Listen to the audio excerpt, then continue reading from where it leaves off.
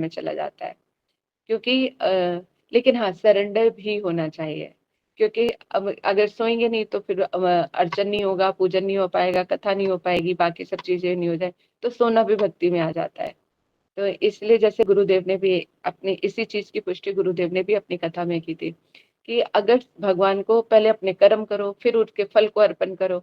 अरे सीधा डायरेक्ट अपने आप को अर्पण करो और सारे हम भी तेरे, कर्म भी तेरे, सब कुछ हो, है ना। लेकिन वो फिर शास्त्र मूलक सारे कर्म होते हैं। ये नहीं कि गलत सलत पे जो काम, चुगली भी की, डाका भी डाला, चोरी भी की, सब भगवान तुम्हारे लिए, ऐसा नहीं है। शास्त्र विहित काम है। जो भगवत भक्त होगा ना, तो वो तो खैर गलत बात ही नहीं करेगा, गलत उसके मन में कोई विचार आएगा ही नहीं, पहली बात तो, है ना। तो अगर फिर भी जो बुद्धिपूर्वक, देखो जो रति में चले गए हैं तो वो तो स्वाभाविक तौर पे फिर सारे कार्य होते हैं, लेकिन निष्ठा तक बुद्धि रखनी पड़ती है। निष्ठा में निरंतरता रहती है कि जो चीज है वो कभी भी कम नहीं होती, जो भी चीज है वो कंटिन्यूअस में चलती है। जब निरंतरता में आ जाती है तब तो और भी अनुभव होते हैं। तो भक्ति बड़ी सुख कारक है आरंभ से ही, और जितना जितना ये गहरी होती जाएगी, आपका हृदय गंभीर होता जाएगा, उतना ही आप कभी हंसोगे तो कभी रोगे, कभी क्या करोगे, कभी क्या करोगे, अपने आप में। फिर अकेलापन भी शायद अकेलापन नहीं लगता है। ऐसा ऐसी स्थिति आ जाती है भजन में, बैठे हैं तो बैठे हैं, कर रहे हैं तो कर रहे हैं, तो उसी में ही वो लग जाता है ना। तो ऐसी स्थिति भी आती है। तो भक्ति के इतने सुंदर सुंदर पड़ाव है। भगवान करे कि हम, हरि गुरु वैष्णव कृपा करे कि हम उन पड़ावों में पहुंचे और उस चीज को भी अनुभव करें। अभी दुनिया के सब चीजों को तो देख लिया, अब एक आपका देखना बाकी है ना। तो यहाँ पे राधा रानी कह रही थी, बाहर से तो इतनी सुंदर प्यारी प्यारी मीठी मीठी बातें करेंगे, लेकिन भीतर से कैसे शर्ट है, पर नारी वधे सावधान। और क्या, पर नारियों को तो वध करने में ये बड़े एक्सपर्ट है, इनकी अपनी थोड़ी ना है, इनको का एक चीज का दर्द है। तो इस तरह से रानी जो है कृष्ण को उठाने दे रही है। सखे ए ना बुझिए विधिर विधान, सुख लागी कैलू प्रीति, हेल विपरीत गति, ए अबे आए न रहे पराण। कह रहे हैं कृष्ण के साथ जो प्रीति करने का ऐसा फल है, कैसा फल है। हे सखी ना बुझे विधि विधान, कि हे सखी, इस विधि विधान को ना पूछकर मैंने सुख के लिए ही प्रीति की। सुख लागी कैलू प्रीति, कि मुझे कम से कम कृष्ण से प्रेम करके मुझे सुख की अनुभूति होगी। हेल विपरीत गति, लेकिन ये तो इसका सब कुछ उल्टा ही हो गया, मुझे तो महा दुख की प्राप्ति हो रही है। अभी आए न रहे परान, लेकिन अब जो है ऐसा लगता है कि अब जो मेरी स्थिति आ गई है, तो ऐसा लग रहा है कि अब मेरे प्राण अब जाएंगे और तब जाएंगे। कुटिल प्रेमा अज्ञान नाही जाने स्थाना स्थान। मुझे क्यों लग रहा है, नहीं इतना ही है एक्चुअली, कई पहले भी इसको क्या है ना। तो कह रहे हैं किंतु दुखियारी विपरीत महादुख मिला है। और ये भी क्या कह रहे हैं कि ये स्थान, और कहते हैं कि अब तो स्थिति यह है कि प्राण अब जाएंगे और तब जाएंगे। फिर क्या कह रहे हैं, कुटिल प्रेम अज्ञान नाही जाने स्थान स्थान, भाल मंद नारे विचारिते। कह रहे कृष्ण तो ऐसे कि प्रेम नाम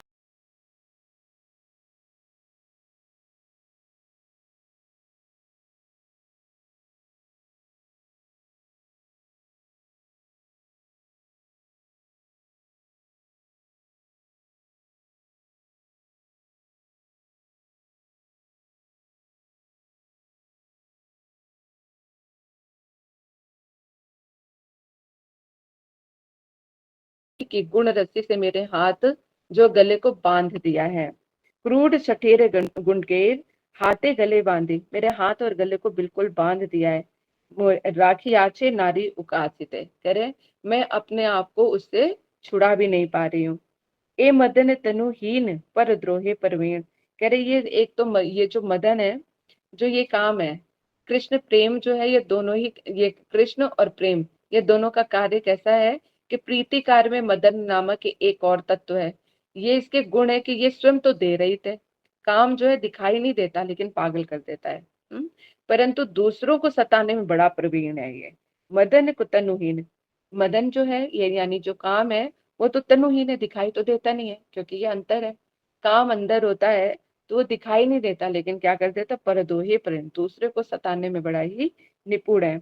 5 बाण संदेह अनुक्षण, 5 बार संधान करके अबलाओं को, शरीर को बीत कर ये क्या कर देता है, जर्जरित कर देता है। अबलार शरीरे विधि कैल, जरे जरे दुख दे न लय जीवन है।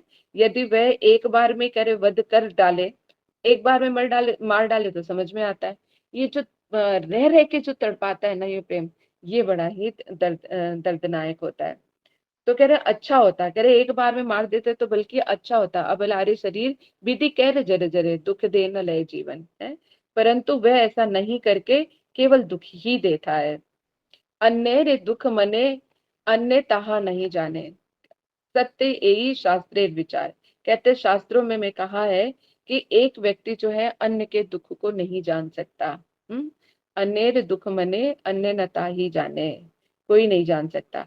ये देखो परम सत्य है। वैसे कोई कितना भी कह लेता है कि हम आपके दुख को समझते हैं, लेकिन कोई किसी के दुख को नहीं समझ सकता, क्योंकि वो उसके ऊपर बीतती नहीं है ना। जिसके चोट लगती है उसी को दर्द अनुभव होता है।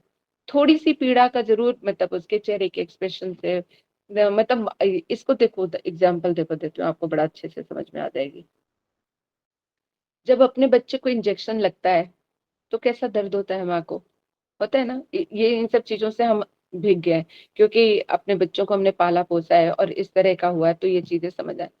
और वैसे ही अगर दूसरे बच्चे को कहीं इंजेक्शन लग रहा होता है तो वो उतनी पीड़ा नहीं होती। तो उस बच्चे की पीड़ा, अपने बच्चे की पीड़ा तो समझ आ गई, लेकिन दूसरे बच्चे की पीड़ा समझ, थोड़ा सा रहता है क्या है उसको कष्ट हो रहा है, लेकिन वो जो टीस है वो अपने बच्चे को देखकर आती है। तो अपने बच्चे की तो जो पीड़ा दर्द है जो अपना वो अनुभव तो किया, लेकिन उसकी टीस नहीं आई। इसलिए इसमें यह बताया कि अन्य के दुख को कोई नहीं जान सकता। ये शास्त्र विचार है, ये परम सत्य है। इसलिए कोई भी किसका किसका दुख कैसा है, सिर्फ हम कह देते कि तेरे दुख को हम समझ सकते हैं, लेकिन समझ कोई नहीं पाता। जिसके ऊपर बीतती है वही ही जानता है। और रही जब ये प्रेम की इतनी गूढ़ गंभीर चल रही है, तो बिल्कुल ही नहीं समझ आ सकती किसी को कि क्या बीत रही है। प्रेम तो प्रेम है। तो कह रहे अन्य रे दुख मने, अन्य ताहा करना ही जाने, सत्य शास्त्रे विचार। अन्य जन कहाँ लिखी न जाने प्राण सखी, याते कहे धैर्य धरी बार। कह रहे कृष्ण और प्रेम ये दोनों का यही कार्य है। नहीं कहाँ पे हूं मैं। हम्म तो शास्त्रों में कहा है कि एक व्यक्ति दूसरे के अनु को नहीं जान सकता। इस संबंध में औरों की मैं क्या बात कहूँ, अन्य जहाँ कहाँ लिखी, मैं अन्यों की बात क्या कहूँ। न जाने प्राण सखी, अरे जो मेरी सखियां हैं, मेरी ललिता आदि सभी प्राण सखियां हैं, वो भी मेरे दुख को नहीं समझ पाती हैं। याते कहे धैर्य धरी बार, कहते बार बार कहती हैं हे सखी धैर्य रखो, वो बार बार ऐसे कहती हैं। हालांकि जो ललिता विशाखा आदि हैं राधा रानी के भावों को बहुत अच्छी तरह से जानती हैं समझती हैं, लेकिन राधा रानी फिर भी कह रही कि अब ये भी सत्य है कि पूरे राधा रानी के विरह को नहीं समझते। जो अरे जब कृष्ण नहीं समझ पाए तो राधा रानी के और उनके जो गंभीर भावों को कौन समझ सकता है। तो उस हद तक तो कोई भी नहीं समझ सकता। इसीलिए राधा रानी कहती हैं मेरी प्राण सखी सखियां भी नहीं समझ पा रही और मुझे कह रही है धैर्य रखो धैर्य रखो।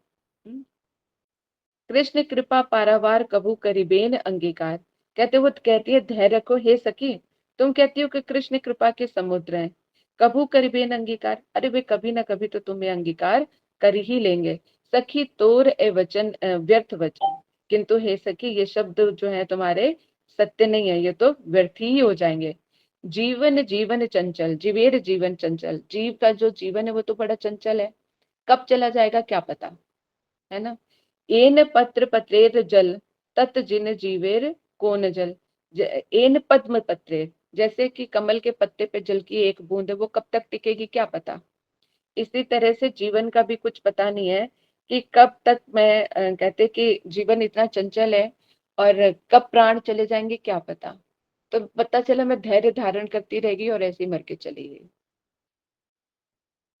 कितना गंभीर विचार है यहाँ पर।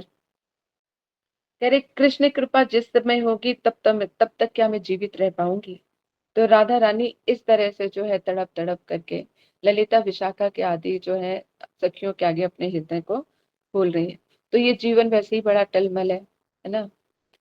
एक तो भजन बगैर व्यर्थ, दूसरा हमारे घर के जो है कलह कलेश बाकी सब चीजें।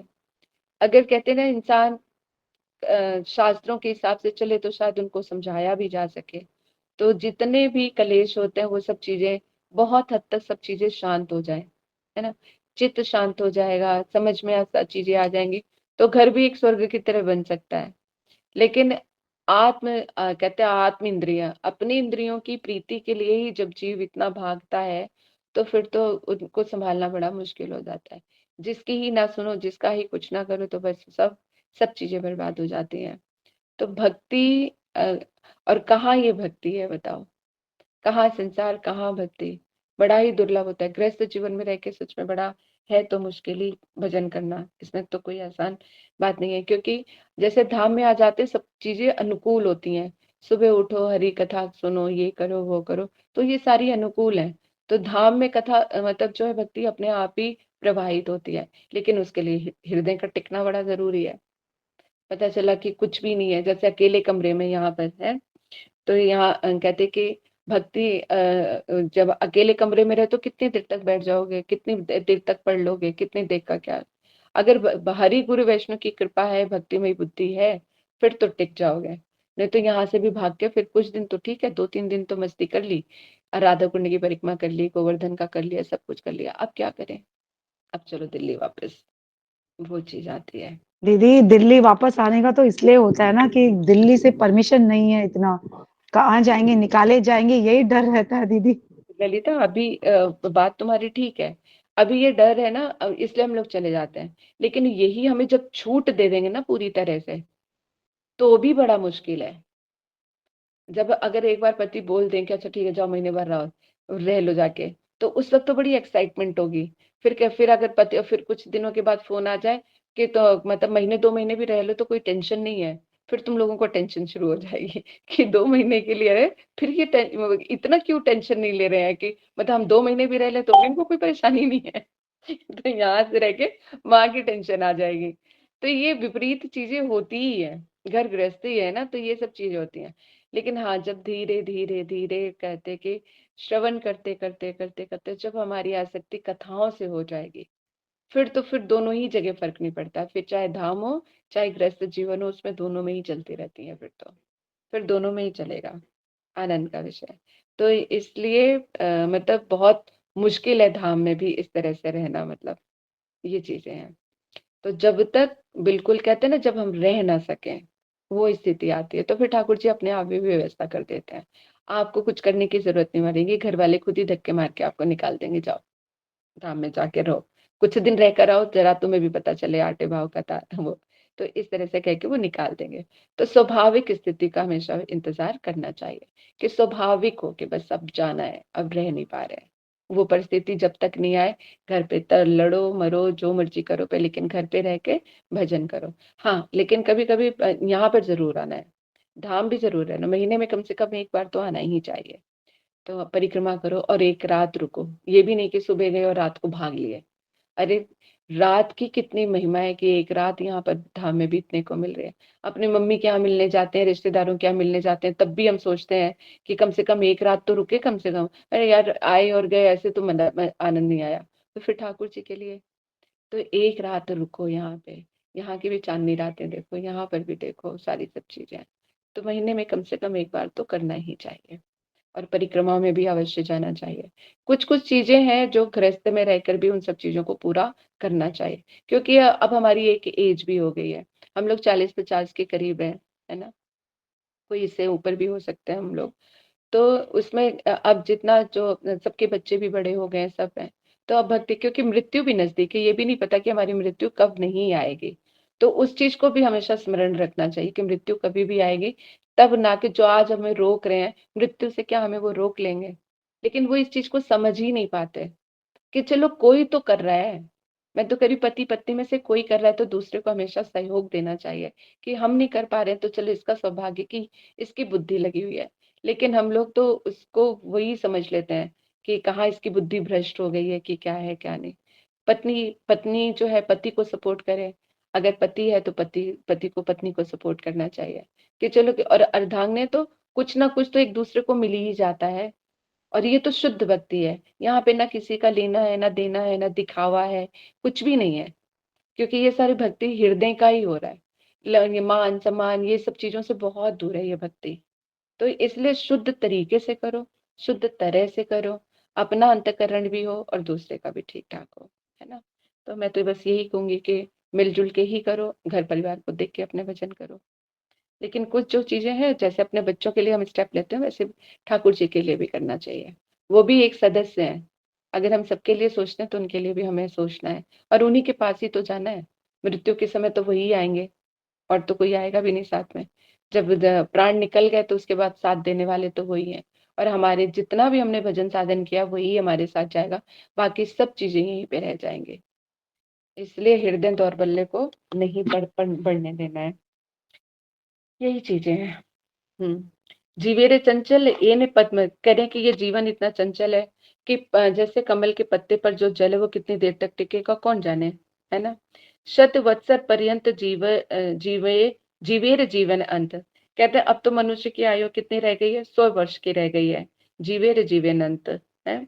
और विचार करके देखो कि एक वाक्य कहे न विचारी, नारीर यौवन धन यारे कृष्ण करे मन। एक तो कह रहे हैं कि 100 वर्ष का जीवन रह गया, और ऊपर से यहाँ पे आप देखो राधा रानी के भावों को समझो, कि राधा रानी कह रही है कि अगर ये मुझे, एक तो जीवन बहुत कम है, ऊपर से जो कुछ भी मेरे रूप संपत्ति है मेरे पास, यौवन संपत्ति है, रूप संपत्ति है, जो कुछ भी है वो सब कृष्ण का है। यदि वही मैं अर्पण ना कर पाऊं और उसको अर्पण किए बगैर मैं मर जाऊं, जैसे हमने अर्चन पूजन के लिए बड़ी मुश्किल से कमल के पुष्प जोड़े हैं, सुंदर सुंदर चीजें सजाई है, सब कुछ किए हैं, और बिना अर्चन किए ही मर जाए तो कितना दुख होगा, समझ रहे हो? इसी तरह से ये सारे जो राधा रानी के अंग मानो पुष्प समान है, जो कृष्ण सेवा में समर्पित है। और तो राधा रानी को लग रहा है कि अगर कोई भी पुष्प जो है अगर कृष्ण के सेवा में नियुक्त नहीं हो पा रहा तो उसको धारण करने का क्या ही अर्थ रह जाता है। तो कह रहे हैं कि, कह रहे विचार करके देखो सखी, कृष्ण चित हारी रमणी का यौवन तो बहुत ही अल्प समय के लिए है। यदि तुम कहो कृष्ण तो गुणों के सागर हैं, वे अवश्य ही कृपा करेंगे। तो कह रहे अग्नि यचे निज धाम दिखाइया अभिराम, पतंगारी आकर्षिया मारे। कह रहे कि अगर तुम ये सोचो कि जो कृष्ण है वो कृपा करेंगे, इसलिए कहती हूँ कि अग्नि जिस प्रकार अपना प्रकाश दिखाकर पतंगों को आकर्षित करके उसे मार देती है, कह रहे तुम्हें लग रहा है कि कृष्ण जो है अंगीकार करेंगे आके? तो कहते कि ना, जैसे जो फूल खिला होता है तो पतंग आ जाते हैं, तो और उनको आकर्षित करके फिर उनको मार देते हैं। तो कृष्ण के गुण भी उसी प्रकार हैं कि हे सखी, पहले तो वो अपने रूप, मीठी मीठी बातें, प्यार जता के हमारे हृदय को जीत लेते हैं। जब हमारा हृदय रूपी भंवरा उनके प्रेम में फंस जाता है तो उसके बाद फिर वो बिध के मार देते हैं। वे पहले गुणों के चकाचौंध से नारियों के मन को आकर्षण करके फिर उन्हें विरह रूप दुख समुद्र में डुबो देते हैं। तो पहले तो प्रेम किया, मीठी मीठी बातें की, और जब हमें उनसे प्रेम हो गया कि जब हम उनको देखे बिना रह नहीं सकते, तो हे सखी वो छोड़ के हमें चले गए। एताक विलाप करी विषादे गौर हरि, उघाड़िया दुख दुखेर कपाट, भावेरे तरंग बले नाना रूप मन चले, आर श्लोक कैल पाठ। कह रहे एतेक विलाप करी, इस तरह से विषाद में जो है महाप्रभु विलाप कर रहे हैं, और अपने विशदे गौरारे उघाड़िया दुखेर पर कपाट, और अपने हृदय के जो कपाट हैं, जो ये वो है दरवाजे खोल दिए हैं, कपाट यहाँ पे दरवाजे। कह रहे अपने भावों को जो प्रकाशित करे, भावेरे तरंग बले नाना रूप मन चले, भावों की तरंग में बहते हुए उनका मन जो है इधर उधर चलने लगा है। और एक श्लोक कैल पाठ, फिर इस तरह से जो है एक और कहते हैं कि श्लोक का उन्होंने पाठ किया। क्या कह रहे हैं? श्री कृष्ण रूपादि निवेशनम बिना, व्यर्थ्यानि महाखिले इंद्रिया लणम, पाषाण सुक्तेन भार कारणियो हो, विभरी वा तानि कथम हत तृपः। अर्थात राधा रानी कहती हैं, हे सखी, श्री कृष्ण के रूप गुण लीला सेवन न करके मेरी समस्त इंद्रियां व्यर्थ हो रही हैं। अब यहाँ पे क्योंकि ब्रज में जो है कृष्ण ही जो है उनका जीवन है, ब्रजवासियों का, चाहे वो सखा है, सखियां है, यशोदा मैया है, नंद बाबा है, ब्रजवासी कृष्ण के बिना नहीं रह सकते हैं। वो है तो उत्सव है, और वो अगर गोचारण के लिए भी चले जाते हैं ना, तो नंद बाबा और यशोदा मैया किसी का वो नहीं रह जाता। वो उस पल का इंतजार करते हैं कि कब वो गैया को चरा के फिर यहाँ पर वापस आएंगे। ये प्रेम की क्या विचित्र है, इसको हम अनुभव भी नहीं कर सकते, ना ही समझ सकते हैं। तो इसके लिए तो कहते हैं ना, वो हृदय चाहिए जो प्रेम से निमंजित हो। तो अभी तो श्रद्धा रूपी प्रेम में ही हम अटके पड़े हुए हैं। कहाँ इतने गंभीर भावों का रसास्वादन करें, क्योंकि ये अंत लीलाएं का है ना। और ये जब जब हम पूरी चैतन्य चरितमृत पढ़ते पढ़ते जब इन भावों तक पहुंचेंगे, तब शायद जब दोबारा इनको हम डिटेल में पढ़ेंगे एक एक को, तब वो शायद हमारे हृदय को थोड़ा स्पर्श भी करें। तब तक हरि गुरु वैष्णव हम पर कृपा करें कि ऐसा सामर्थ्य, कहते हैं ना, भजन करने का सामर्थ्य और सेवा करने का सामर्थ्य भी हरि गुरु वैष्णव ही प्रदान करें। क्योंकि हमारी तो ये जड़ इंद्रियां हैं, जड़ इंद्रियों के द्वारा ही हम समझ पाते हैं। तो जड़ इंद्रियां जो है जड़ की तरह ही सोचेंगे। और ये जो कथा है भगवान की क्या है, ये सत्यचित आनंद स्वरूप है, ये चिन्मय है।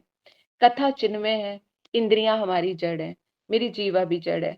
तो क्या ही चिन्मय को क्या ही वो कहते हैं कि जड़ वस्तु कैसे उसको वो कर सकते हैं। लेकिन हाँ, हरि गुरु वैष्णव की कृपा से जो है, क्योंकि स्वतः ही इंद्रियां, क्योंकि जब हम कहते हैं ना प्रणाम मंत्र बोलते हैं, तो प्रणाम मंत्र भी है कि हमारे अंदर जो है गुरुदेव ही आकर उस चीज को एक्सप्लेन कर पाए। तो कभी कभी जाने अनजाने कभी कभी ऐसी कोई चीजें भी निकल जाती जो खुद को भी समझ में नहीं आती कि क्या बोल गए, है ना। लेकिन हरि गुरु वैष्णव के अनुगत्य में तभी चीजें सफल होते हैं, क्योंकि ये चिन्मय वस्तु है। तो हम जड़ बुद्धि से नहीं समझ सकते, इसीलिए वैष्णव के अनुगत्य में ही हमें ये सब चीजें पढ़नी और समझनी होती है कि इनके क्या भाव जा रहे हैं हमारे अंदर। तो यहाँ पे राधा रानी कहते हैं, हे सखी, श्री कृष्ण के रूप गुण लीला सेवन ना करके मेरी समस्त इंद्रियां व्यर्थ हो रही हैं। ये ब्रज लीला में बता रहे हैं कि राधा रानी कह रही हैं कि हे सखी, कृष्ण के जो रूप गुण लीला सेवन, अगर मैं उनके रूप को ना देख पाऊं, उनके गुण का गुणगान ना कर पाऊं, उनकी लीला ना देख पाऊं, तो मेरी सारी जो इंद्रियां हैं वो सारी व्यर्थ हो रही हैं। तो अब हमारी स्थिति ऐसी तो नहीं है कि जो राधा रानी के इन भावों को हम ग्रहण पर करें समझ, और इसको अब हमें साधक अवस्था में लेना पड़ेगा। तो यहाँ पे क्या, जब राधा रानी कह रही हैं, तो राधा रानी के हम लोग अनुगत्य में ही है, राधा रानी की दासियां हैं। तो वो जब कह रही हैं, तो इसका मतलब समस्त इंद्रियों द्वारा जो है कृष्ण की सेवा में नियुक्त होना चाहिए। जैसे श्रवणम कीर्तम है ना, नवदा भक्ति जो है, नवदा भक्ति नवदा भक्ति के द्वारा ही जो है सिद्ध होते हैं। तो हमारे जो समस्त इंद्रियां हैं वो कृष्ण की सेवा में नियुक्त हो। आंखें तो कृष्ण का दर्शन करे, कान हो तो भगवान की कथा को श्रवण करे, जीवा हो तो भगवान का कीर्तन करे, हाथों से भगवान की सेवा करे। तो ये जो है पूरी समस्त इंद्रियां जो भगवान की सेवा में नियुक्त करनी चाहिए, क्योंकि ये भगवान के ही द्वारा दी हुई है।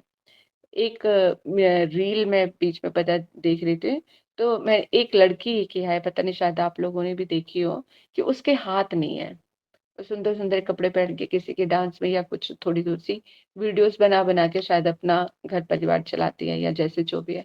तो उसके हाथ नहीं है ना। जब मेरा तो मैक्सिमम टाइम ही हॉस्पिटल में कटा है। तो मैंने हॉस्पिटल में भी, मतलब जब सब सो जाते थे तो मैं हरि नाम करती थी। तो मैं फिर अपने कॉरिडोर में, अब तो खैर हम बहुत टाइम से एक सेपरेट रूम ले लेते हैं जब मैं कथा भी करती हूँ। तो पहले हम दूसरे वाले कहते कि क्योंकि कभी सीरियस भी हो जाते थे बच्चे, या कभी कुछ वो होता था, तो हम मैं जनरल वार्ड टाइप में भी था। लेकिन आजकल को तो वो जनरल वार्ड भी बड़ा बच्चों का बहुत अच्छा होता था, एक रूम में ही 4 मतलब होते थे, लेकिन वैसे तो पूरा कॉरिडोर होता था रूम्स का जो है वहां पे। तो वहां पर मैं देखती थी, मतलब जब हरि नाम करती थी सब सो जाते थे, तो मैं पूरी कॉरिडोर में मैं देखती थी कौन सा बच्चा कहाँ पर है, कैसे है। आईसीयू में भी जाकर देखती थी कि कैसे बैठे हैं। मतलब मैंने वो दिन कैसे देखे, और कितना मतलब रियलिस्टिक होके सब चीजों को मैंने ऑब्जर्व की है लाइफ की। तब मैं समझ में आता था कि भगवान की कितनी बड़ी कृपा है, यदि एक स्वस्थ शरीर भी मिला हुआ है। दूसरों की तो बात ही छोड़ दो। मतलब ये भी बहुत सारे जीवन के ऐसे ऐसे बहुत सारी चीजें हैं जो मेरे अनुभव में आई हैं। तो मैं चाहकर भी दुनिया की रंगीनियां जो है मुझे अपनी तरफ आकर्षित नहीं कर पाती हैं। नहीं तो जैसे मेरे घर में किसी चीज की कोई कमी तो नहीं है, ना पैसा पैसा है, गाड़ी है, बच्चे हैं, पति है, सब कुछ है ना। और मतलब किसी भी तरह की कोई कमी नहीं है। लेकिन स्टिल मैं उन सब चीजों की तरफ रुझान जाता ही नहीं है। कि पार्टी हो रही है या कुछ भी हो है, 2 मिनट के लिए तो बच्चों या किसी के लिए चले भी जाओ, लेकिन वहां पे मन नहीं टिकता है। 2 मिनट क्या है, क्योंकि मतलब मैं जब वहां पे मैं रहती थी हॉस्पिटल में, तो मतलब 24-24 घंटे ही, मतलब क्या पूरा पूरा दिन, एक एक महीने, 15-15 दिन, मतलब जब भी जाना होता तो 15 दिन तो नॉर्मल बात है, मतलब 15 दिन तो रुकना ही होता था।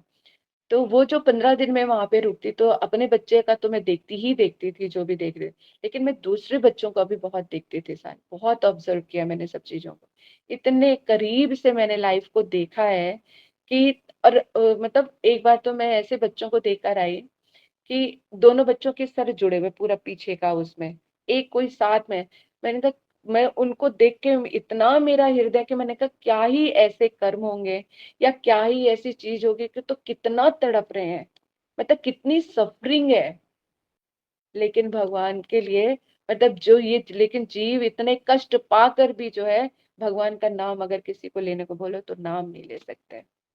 तो जो जीती जागती मैं घूम रही हूँ, ये सब चीजें देख रही हूँ, तो कहाँ से मेरा मन जो है दूसरी सब चीजों में टिकेगा, नहीं टिक पाता।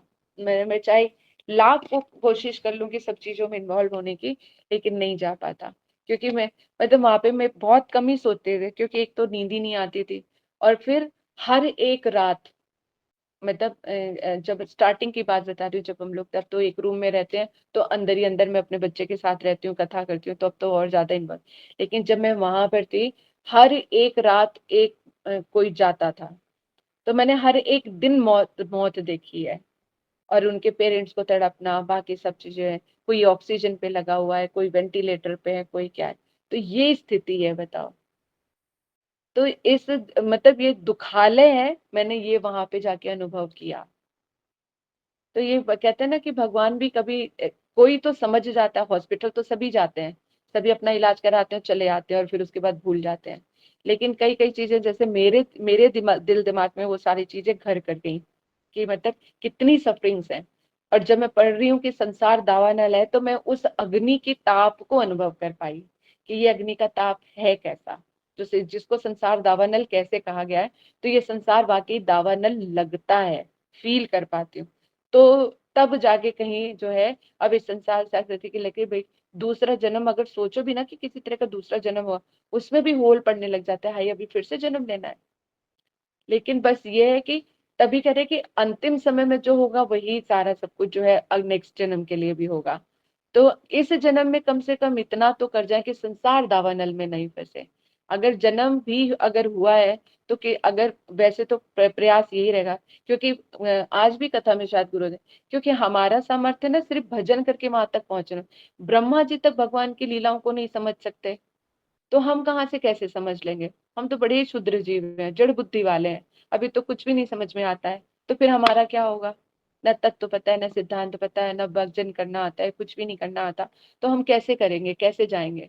तो फिर तो, और रहना भी नहीं चाहते, तो फिर क्या क्या ही हमारे जैसे बच्चों का क्या ही हाल होगा।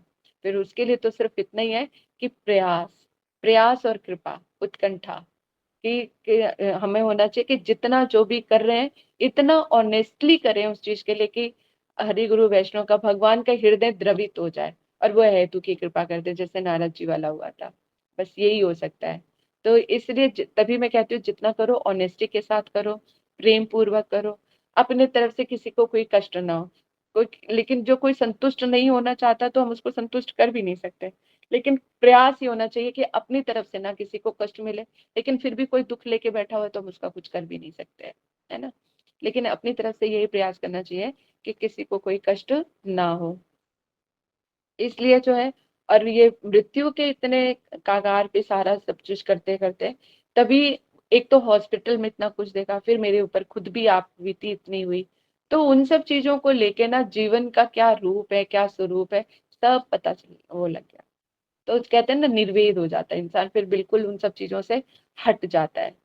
तो ये, और श्रीमद् भागवत में कृष्ण एक और भी यही बोलते हैं कि जिसके ऊपर वो कृपा करते हैं, तो वो सारी चीजें वो कर लेते हैं। लेकिन ये डरने वाले, देखो जाना तो फिर भी सब कुछ है, एक ना एक दिन तो जो आया है, सो जिसका जन्म हुआ, वो एक ना एक दिन तो जाएगा ही जाएगा, इसमें तो कोई वो ही नहीं है।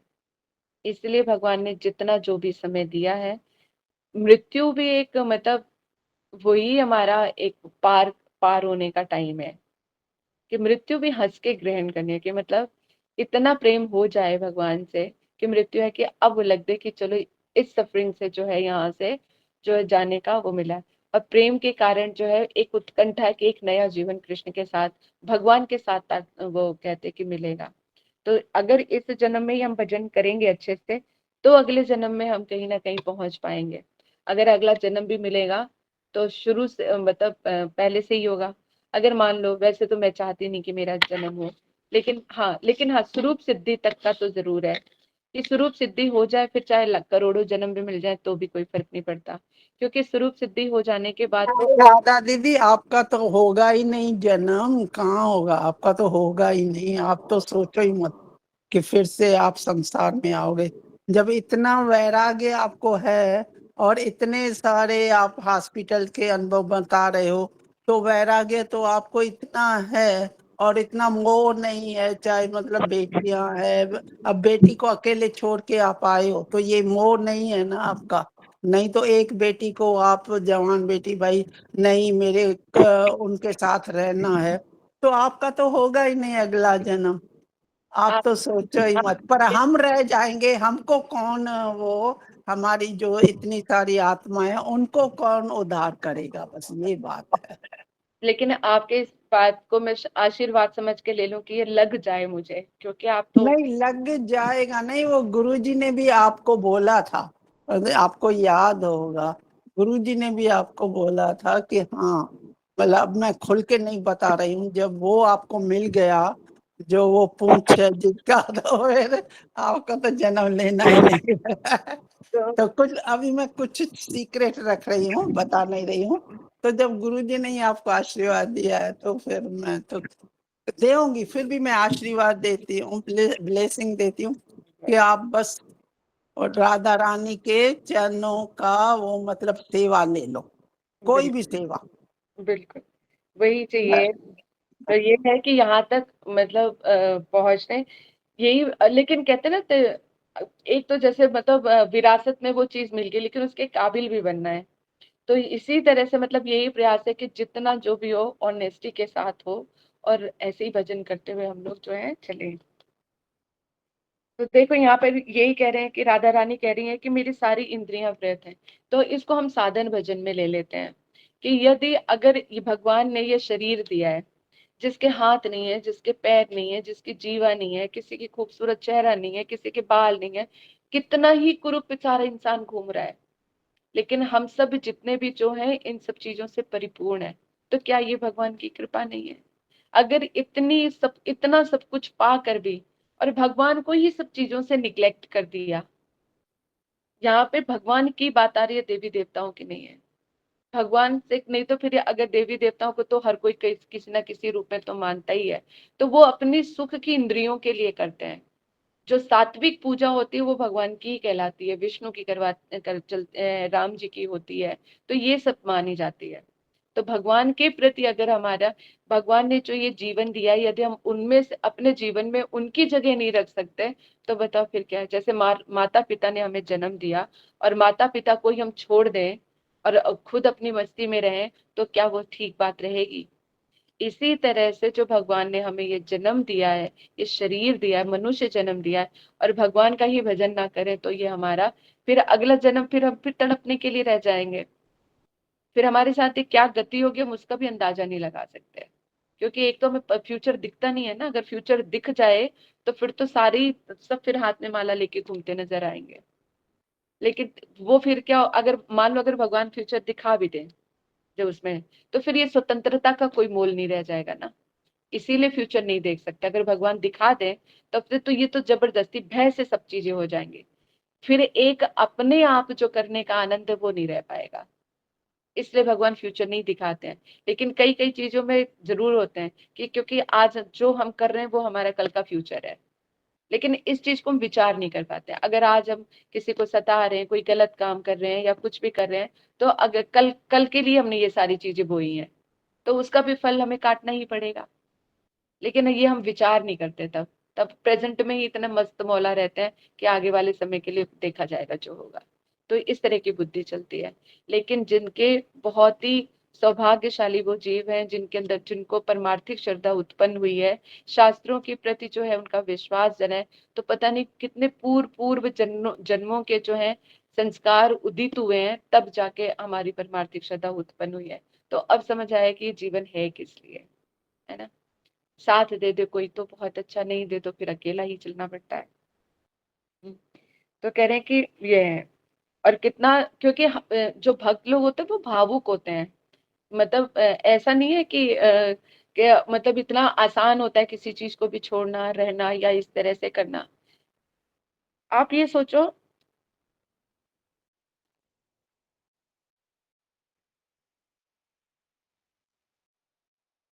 जब इंसान जल जाता है, जब वो जली हुई खाल उतरती है, तब कितना दर्द होता है। मतलब सूखी वाली की तो बात नहीं कर रही, लेकिन जब जलती है, जली हुई खाल को जब उतारो, जो ऊपर से लेयर की होती है, तो वो दर्द होता है।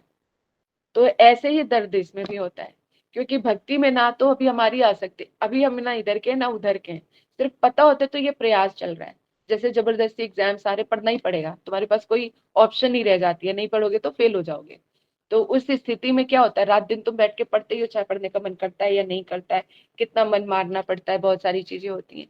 इसी तरह से शास्त्र जब हमें जो है शास्त्रिक जो श्रद्धा और परमार्थिक श्रद्धा जब उत्पन्न हो जाती है ना, तो पता है कि भजन करना है। तो भजन करने के लिए बहुत सारे कष्ट भी उठाने पड़ते हैं। तो ऐसा नहीं कि उन कष्ट को उठाने में दर्द नहीं होता, वो जब रुचि की अवस्था में हो जाएंगे ना, तब दर्द नहीं होगा, क्योंकि वो स्वाभाविक तौर पे सब चलेगा। अभी हमारी बुद्धि पूर्वक चल रहा है, उसमें चल रहा है कि करना भी है, नहीं करेंगे तो पछताएंगे, ना हम इधर के ना उधर के। तब हमें जो हम अगर कोई हमें टफ डिसीजन लेने होते हैं, तो उसमें दर्द भी बहुत होता है।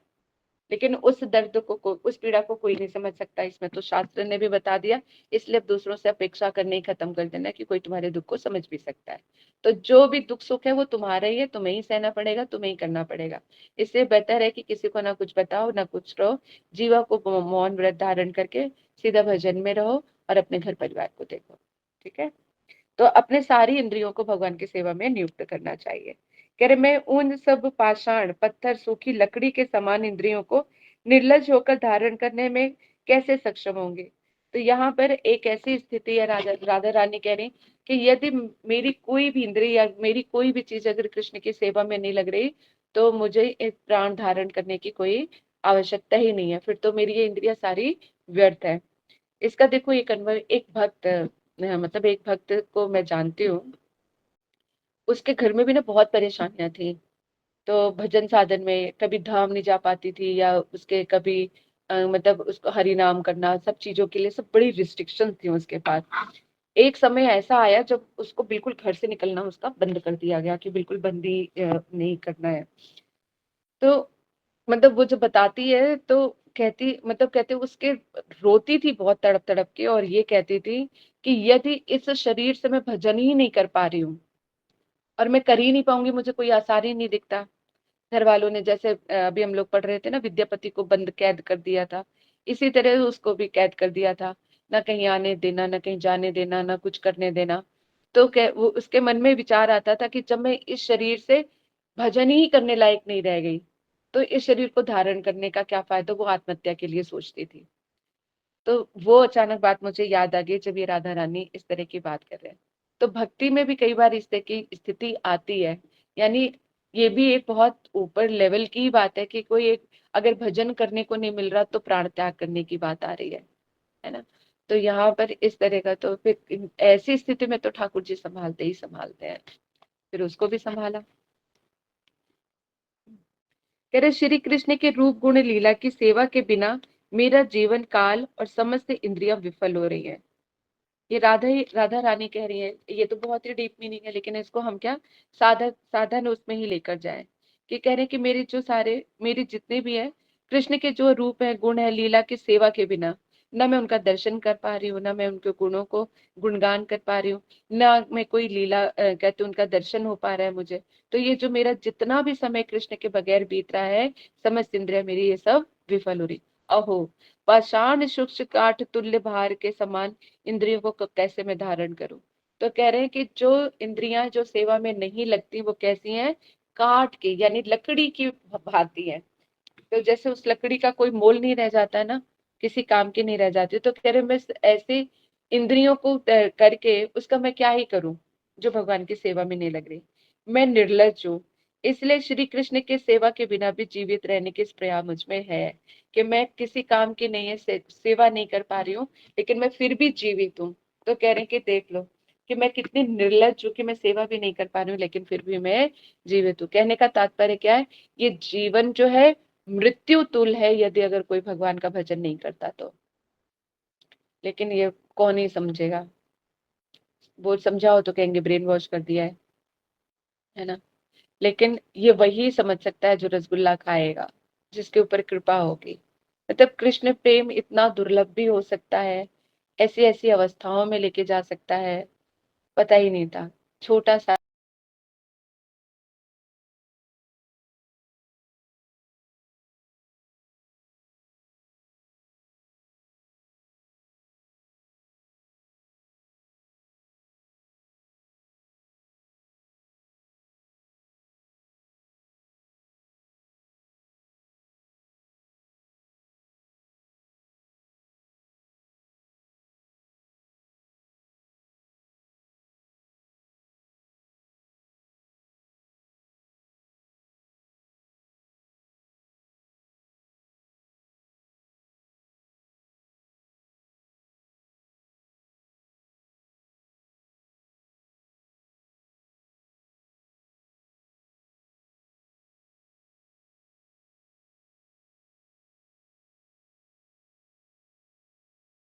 कि वंशी गाना मृत धाम, ये आंखें किस काम की हैं यदि उनसे श्री कृष्ण के मुख चंद्र का दर्शन न किया जाए है।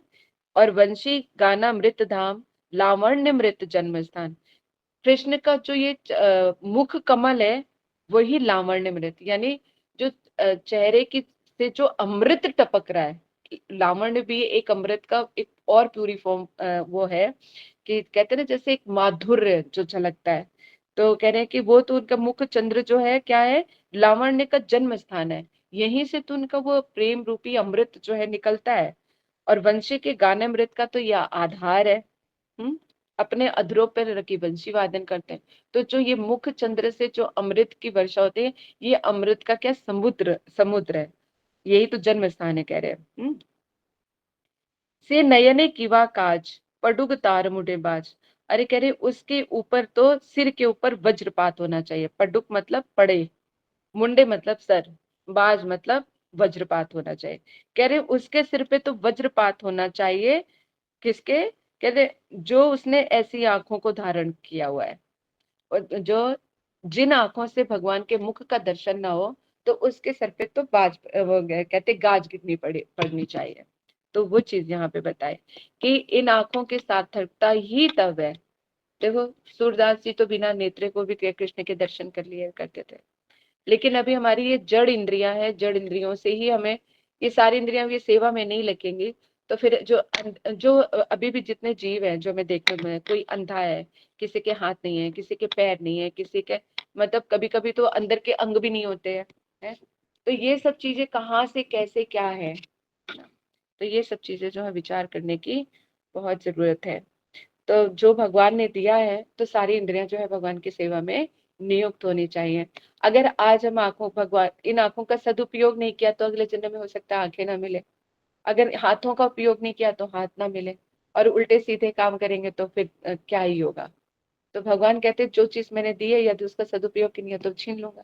जैसे किसी ऑफिस में हम काम करें, मालिक ने हमें सब तरह की सहूलियत दे रखी है, लेकिन अगर हम उसका दुरुपयोग करेंगे तो वो नौकरी से निकाल देगा और सब चीजों से चले जाएंगे। तो फिर ना तो हमारे पास कुछ रह जाएगा करने कराने लायक। तो भगवान ने ये जो शरीर रूपी रथ दिया है, मतलब जो एक एक पुर्जा जिसका ठीक है, तो सोचो कि उनको सत्य सत्य कहते हैं उससे, उनसे सत्य कार्य कर ली जाए, भगवान की सेवा कर ली जाए, तो ही बड़े भाग्य की बात है। अमृत प्रवाह में कहा, चलो अनुभाष्य पढ़ो क्यों, बाकी तो पढ़ ही लिया हमने। श्री कृष्ण का मुख चंद्र वंशी गान रूप अमृत का आश्रय है, लावण्य मृत का मूल है। कि वहीं से तो जो है उनके मुख चंद्र से जो माधुरिमा का जो कहते हैं सागर उदित होता है, वो कहाँ से निकलता है, उनके मुख चंद्र से ही है। जिस गोपी के नेत्र इस प्रकार परम रमणीय श्री कृष्ण रूप के दर्शन से वंचित है, उन नेत्रों के आश्रय उस गोपी के मस्तक पर वज्रपात नहीं शेव करे। मतलब उसको तो मर जाना ही ठीक है, क्योंकि उसके नेत्र जो है कहते हैं कि उन नेत्रों को तो सजा अवश्य ही मिलनी चाहिए जो भगवान का सेवा नहीं करते हैं। जैसे ये वाला उदाहरण मैंने कितनी बार ही दिया है वैसे तो, कि जब कहते हैं ना श्यामला सखी पूछते हैं, जब राधा रानी कहते हैं तो मैंने तो कृष्ण के पूरे कभी दर्शन किए ही नहीं। और एक गौड़िया गीत में भी है कीर्तन जिसमें कहते हैं कि जब आता है अंग अंग टोना वाला, यानी कृष्ण का एक एक अंग जो है बिल्कुल टोने के समान है। तो राधा रानी की नजर जहां पड़ जाती है वहीं पे टिक जाती है, टोना हो जाता है जैसे, फिर उसके बाद वो कहीं और देख ही नहीं पाती है।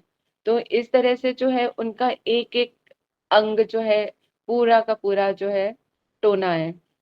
इतना सुंदर स्वरूप है उनका कि क्या ही बात की जाए। वास्तव में गोपियां श्री कृष्ण के अतिरिक्त कोई भी वस्तु देखकर उनके प्रति वैराग्य दिखलाती है। अगर गोपियों की प्रेम की तो ऐसी अवस्था है कि उनके लिए तो देखना भी सिर्फ कृष्ण के लिए, कृष्ण के अलावा कोई भी और दूसरी चीज वो देखना ही नहीं चाहते, अथवा उदासीन रहते, देखने में कोई उनको इंटरेस्ट नहीं रहता, उसमें उनकी कोई रुचि नहीं होती है। उनके जो नैना अभिराम है, यानी नैनों को आनंद देने वाले जो कृष्ण है, उनका मुख चंद्र ही उनके नेत्र इंद्रियों के आराध्य वस्तु है। वो केवल मात्र अपने नेत्रों से कृष्ण का ही दर्शन करना चाहते हैं। इसका एक उदाहरण वहां पर भी आता है कि जब वो पलकों के लिए गोपियां खोजती हैं कि ब्रह्मा को तो आंखें भी बनाने नहीं आई, ये बीच में पता नहीं पलक क्यों बता रही है, क्योंकि पलक गिरने में थोड़ा समय लगता है, हमें तो कब गिरती है पता ही नहीं चलता, लेकिन गोपियों के पलक गिरने वाले समय भी जो कृष्ण का दर्शन नहीं कर पाते उसके लिए भी खोजती हैं। तो ये प्रेम किस लेवल का है हमारे लिए चिंता के बहुत बिल्कुल परे है। जिसके नेत्रों का आराध्य श्री कृष्ण मुख चंद्र नहीं, वे नेत्र धारक या नेत्रों का आधार स्वरूप सिर जो है वज्रपात होने योगी है। वो तो पूरा जो है शरीर कहते हैं कि सर पे वज्र गिरने लायक ही है, जिसकी आंखें का भगवान का दर्शन नहीं करती है। गोपियां ये नहीं समझ सकती कि श्री कृष्ण के दर्शन के अतिरिक्त नेत्रों को धारण करने की क्या आवश्यकता है। तो गोपियों को लगता है कि यदि नेत्रों से कृष्ण का दर्शन नहीं हो रहा है तो इन आंखों की क्या ही जरूरत है, और भी कोई कार्य हो सकते हैं, वो इतना सोच ही नहीं सकती हैं। तो इस तरह का जो है गोपियों का प्रेम है कृष्ण के लिए, ब्रजवासियों का प्रेम है। इन्हीं सब जो है इन्हीं सारे विरह की जो राधा रानी बोल रही हैं, उन सब चीजों का रसास्वादन यहाँ पे महाप्रभु कर रहे हैं। तो आज की कथा को हम यहीं पे विराम देते हैं। वांछा कल्पतरुश्च कृपा सिंधुएव च पतितानां पावनेभ्यो वैष्णवेभ्यो नमो नमः। बोले दीदी हरे कृष्णा। हरे कृष्णा दीदी। दीदी मैं आपसे कुछ पूछना चाहती हूँ। दीदी आप